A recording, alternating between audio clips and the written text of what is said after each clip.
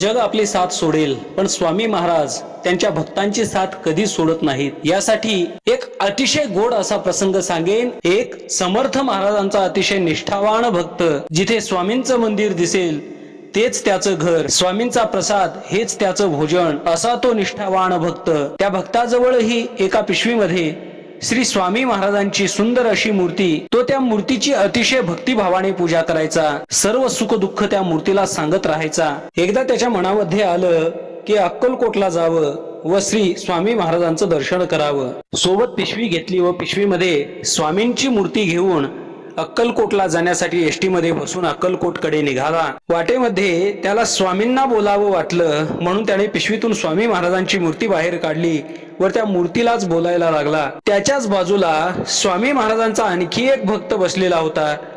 त्याने त्या मूर्तीला बोलणाऱ्या स्वामी भक्ताला पाहिलं, त्याच्याबद्दल आदर वाटला।